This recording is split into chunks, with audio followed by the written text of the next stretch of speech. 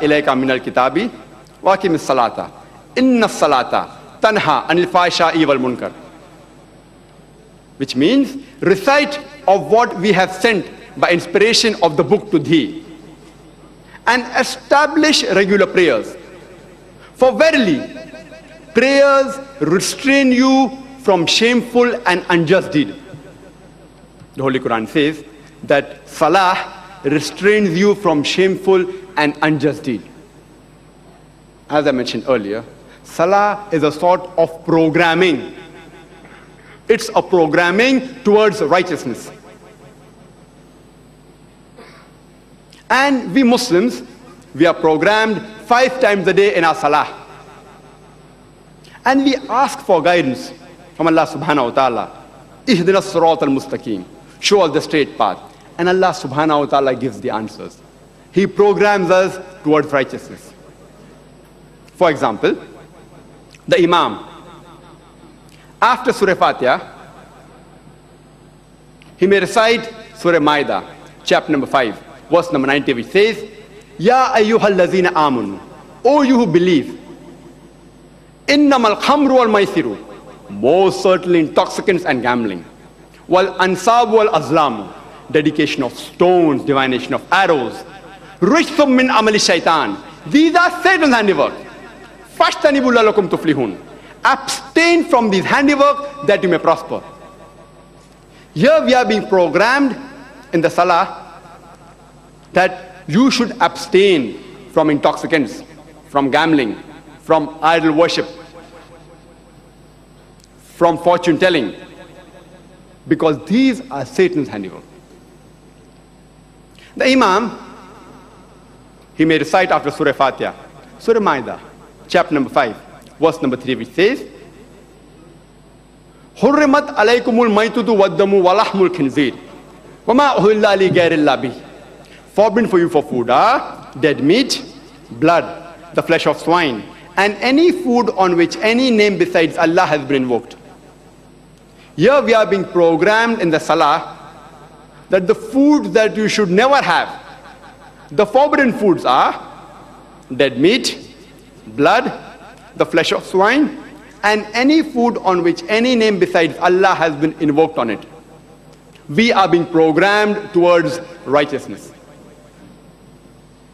The Imam, after Surah Fatiha, he may recite Surah Al-Isra, chapter 17, verse number 23-24, which says that Allah subhanahu wa ta'ala has ordained for you that you worship none but Him, and that you be kind to your parents. And if any one of them, or both of them, reach old age, do not say a word of contempt. Don't even say off to them. But address them with humility, and lower your wing of kindness to them, and pray to the Lord that have mercy on them as they cherished me in childhood. We are being programmed that we have to be good to your parents. And if any one of them or both of them reach old age, yet you should not even say off to them. We are being programmed in our Salah. The computer normally requires programming only once. But since the human mind has a free will of its own, which the computer doesn't have, the human beings have to be programmed regularly.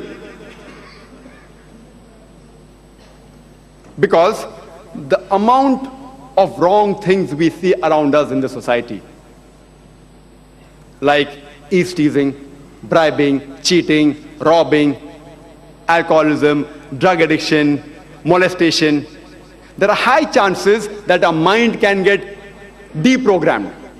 Therefore, we have to be kept on being regularly programmed to keep us on the Sirat al-Mustaqim, on the straight path. Some people may ask that, why don't you offer Salah only once? Why offer 5 times a day? For a healthy body, a human being requires minimum 3 meals a day. If he has 1 meal a day, he will not have a very healthy body. Similarly, for a spiritual soul, A human being requires minimum 5 times of programming, 5 times of salah. One is not sufficient. That's the reason we Muslims, we offer salah 5 times a day. The Jews, they offer prayers 3 times a day, which is also mentioned in the Old Testament, in the book of Daniel, chapter number 6, verse number 10. We Muslims, we offer minimum 5 times salah every day. And it's a commandment of Allah subhanahu wa ta'ala which has been given to all the Muslims. And it's mentioned in the Holy Quran in Surah Hud, chapter number 11, verse number 114. In Surah Isra, chapter 17, verse number 78. In Surah Taha, chapter number 20, verse number 130. And Surah Rum, chapter number 30, verse number 17 and 18. These few verses of the Holy Quran, they instruct the Muslims to offer salah 5 times a day. The 5 daily salahs which we Muslims should offer are the Fajr Salah, which begins from any time between the break of dawn till just before sunrise.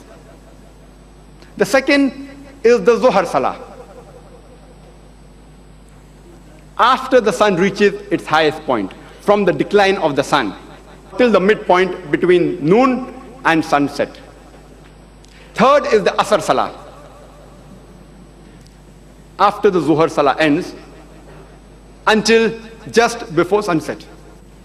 The fourth is the Maghrib Salah, immediately after sunsets till the end of twilight. And the Isha Salah, immediately after twilight, it can be offered till the beginning of dawn. But it is preferable to be offered before 12 in the midnight. A Muslim should offer salah minimum 5 times a day. And when we offer salah, and before we enter the mosque, we Muslims, we remove our footwear. And this was the same commandment which was given by Allah subhanahu wa ta'ala to Musa alayhi salam, Moses, peace be upon him, which is mentioned in the Holy Quran in Surah Taha, chapter number 20, verse number 11 and 12. When he approached the fire, he heard a voice, "O Moses, verily I am thy Lord. Put off thy shoes, for thou art in the sacred valley of Tuwa." This was a commandment given by Allah subhanahu wa ta'ala to Musa alayhi salam. A similar message is mentioned in the Bible, in the Old Testament, in the book of Exodus, chapter number 3, verse number 5. It says, "He, Lord Almighty, says to Moses, draw not nigh hither, take off thy shoes from thy feet, for thou art on sacred grounds." A similar message is repeated in the book of Acts, chapter number 7, verse number 33. The Lord tells to Moses, "Put off thy shoes from thy feet, for thou art on sacred grounds." And we Muslims, we are even given the option to wear the shoes when we enter the mosque or when we offer salah by our beloved Prophet Muhammad sallallahu alaihi wasallam. Our beloved Prophet said, "But when you wear the shoes, the sole should be clean." And it's mentioned